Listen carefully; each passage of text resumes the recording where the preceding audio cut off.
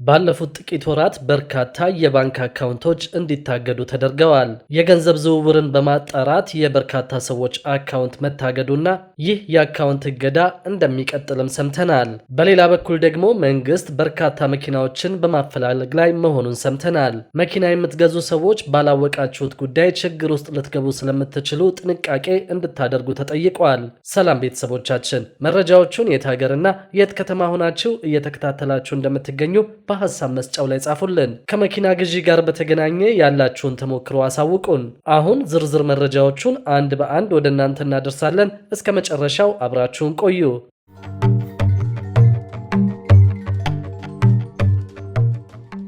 ባለፉት ጥቂት ወራት በርካታ የባንክ አካውንቶች እንዲታገዱ ተደርገዋል። የገንዘብ ዝውውርን በማጣራት የበርካታ ሰዎች አካውንት መታገዱና ይህ የአካውንት እገዳ እንደሚቀጥልም ሰምተናል። የፋይናንስ ደህንነት አገልግሎት ባለፉት ጥቂት ወራት ውስጥ 2485 የገንዘብ ዝውውሮችን በማጣራት ከ700 ሚሊዮን ብር በላይ በቁጥጥር ማሳገዱን አስታውቀዋል። አገልግሎቱ በህገ ወጥ የገንዘብ ዝውውር ላይ ከፍተኛ የሆነ ግኝቶችን ለህግ አስከባሪ ኤጀንሲዎች በማቅረቡም በንቃት መረመረና ሪፖርት እያደረገ መሆኑንም ገልጸዋል። በዚህም መሰረት ተቋሙ ባለፉት ወራት ብቻ 2485 በህገወጥ የገንዘብ ዝውውር የተጠረጠሩ ሪፖርቶችን ከተለያዩ አካላት የተቀበለ ሲሆን ከዚህም ውስጥ 120 መዝገቦች ለተጨማሪ እርምጃ ለሚመለከታቸው የህግ አካላት ማቅረቡን አመልክተዋል። የፋይናንስ ደህንነት አገልግሎት የህዝብ ግንኙነትና ኮሚኒኬሽን ጉዳዮች ስራ አስፈጻሚ አቶ እንዳለ አሰፋ እንደተናገሩት እነዚህ ሪፖርቶች ተከትሎ በተደረገ ማጣራት ከ700 ሚሊዮን ብር በላይ በህገወጥ መንገድ የተያዘ ገንዘብ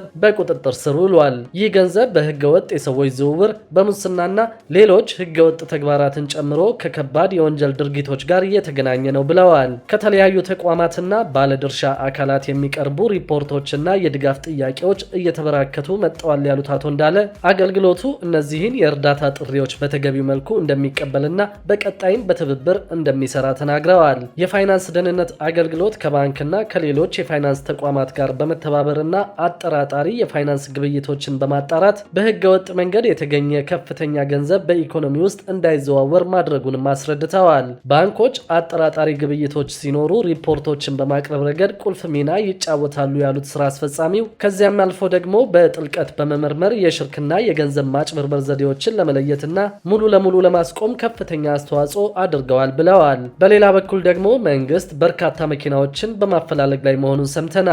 መኪና የምትገዙ ሰዎችም ባላወቃችሁት ጉዳይ ችግር ውስጥ ልትገቡ ስለምትችሉ ጥንቃቄ እንድታደርጉ ተጠይቋል። በዚህም መሰረት እንግዲህ በአዲስ አበባ ብቻ 689 አሽከርካሪዎች ህይወት በማጥፋት እንዲሁም ንብረት ላይ ጉዳት በማድረስ እየተፈለጉ ይገኛሉ ተብሏል። እነዚህ ተሽከርካሪዎች የሰው ህይወት ያጠፉና የንብረት ጉዳት ያደረሱ መሆናቸው ታውቋል። የአዲስ አበባ ትራፊክ ማኔጅመንት ባለስልጣን በቅርቡ ባበለጸገው አውቶማቲክ ኢንፎርስመንት ሲስተም በኩል የሁሉንም አሽከርካሪዎች መረጃዎችን እንደሚከታተልም አስታውቀዋል። የባለስልጣኑ ዋና ዳይሬክተር አቶ ክበበው ሚደቅሳ ተቋሙ ሪፎርም ውስጥ እንደነበር በሰጡት መግለጫ አንስተዋል። ከሪፎርሞቹ አንዱም የቴክኖሎጂ ስራዎች መሆኑን የሚናገሩት ዋና ዳይሬክተሩ የትራፊክ ቁጥጥሩን ዘመናዊ ማድረግና ማሻሻል ደግሞ ዋነኛው ተጠቃሽ መሆኑን ተናግረዋል። በዚህም ከጥር 1 ጀምሮ ወደ ትግበራ የገባው አውቶማቲክ ኢንፎርስመንት እና ማኔጅመንት ሲስተም የደንብ ጥሰት እንዲቀንስ ለወረቀት ይወጣ የነበረውን 17 ሚሊዮን ብር ማስቀረት መቻሉም ተገልጿል።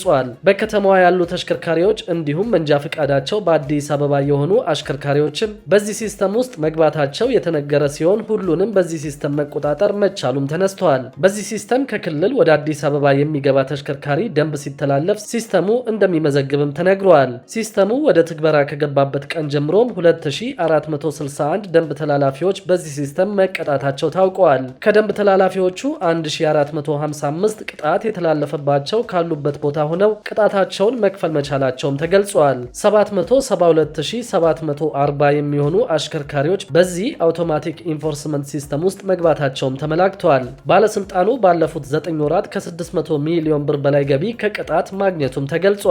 በሌላ በኩል ደግሞ የኢትዮጵያ የተቀማጭ ገንዘብ መድን ፈንድ ከአባል የፋይናንስ ተቋማት 5.2 ቢሊዮን ብር አረቦን ተሰብስበዋል። በበጀት ዓመቱ 9 ወራት ከአባል የፋይናንስ ተቋማት 5.2 ቢሊዮን ብር አረቦን መሰብሰቡን የኢትዮጵያ የተቀማጭ ገንዘብ ገንዘብ መድን ፈንድ አስታውቀዋል። የኢትዮጵያ የተቀማጭ ገንዘብ መድን ፈንድ የ9 ወራት የስራ እንቅስቃሴን በተመለከተ ለመገናኛ ብዙሃን መግለጫ ሰጥተዋል። የኢትዮጵያ የተቀማጭ ገንዘብ መድን ፈንድ ዋና ስራ አስፈጻሚ አቶ ደሳለኝ አምባው ድርጅቶችና ግለሰቦች የመድን ሽፋን እንዲያገኙ በማስቻል የተረጋጋ የፋይናንስ ስርዓት እንዲኖር ሰፋፊ ተግባራትን እያከናወነ ይገኛል ብለዋል። ተቋሙ የሚሰጣቸውን አገልግሎቶች በቴክኖሎጂ የተደገፈና በብቁ የሰው ኃይል እንዲመራ ሰፊ ስራ መሰራቱንም ተናግረዋል።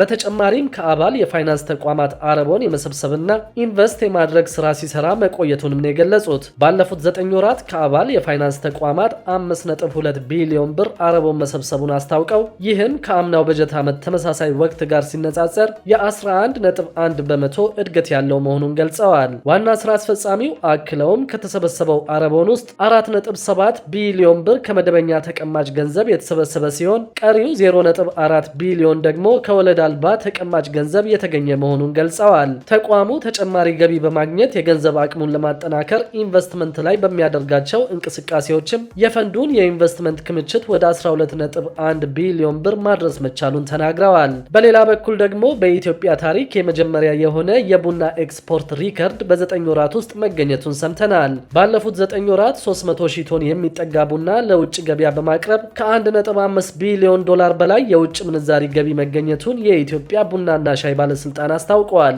በ2017 በጀት ዓመት ማጠናቀቂያ እንደ ሀገር ከቡና ንግድ የሚገኘው ገቢ ከ2 ቢሊዮን ዶላር በላይ ለማድረስ የተቀመጠውን እቅድ ለማሳካት እየተሰራ መሆኑ ተገልጿል። የኢትዮጵያ ቡናና ሻይ ባለስልጣን ዳይሬክተር ዶክተር አዱኛ ደበላ በሰጡት ጋዜጣዊ መግለጫ ባለፉት 9 ወራት ለውጭ ገበያ ከቀረበ 299607 ቶን ቡና 1.5 ቢሊዮን ዶላር ገቢ ተገኝተዋል። በበጀት ዓመቱ 9 ወራት 202000 ቶን የሚጠጋ ቡና ለውጭ ገበያ ለማቅረብ ታቅዶ ሲሰራ የቆየ ሲሆን አፈጻጸሙ 148 በመቶ ብልጫ እንዳለውም አንስተዋል። በዘንድሮ ዓመት 9 ወራት የተገኘው ገቢ ከ2016 በጀት ዓመት 12 ወራት ከተገኘው ገቢ ጋር ሲነጻጸር አፈጻጸሙ ከፍተኛ ብልጫ እንዳለውም አስረድተዋል። ኢትዮጵያ ለውጭ ገበያ የምታቀርበው የቡና ምርት ከዓመት ዓመት በመጠንም በጥራትም እየጨመረ መምጣቱን አመልክተዋል። በአጠቃላይ በዘንድሮ በጀት ዓመት 400 ሺህ ቶን የቡና ምርት ወደ ተለያዩ ሀገራት በመላክ 2 ቢሊዮን ዶላር ገቢ ለማግኘት እየተሰራ መሆኑን ጠቅሰዋል። በዘርፉ የተገኘው ውጤት ተስፋ ሰጪ ነው ያሉት ዋና ዳይሬክተሩ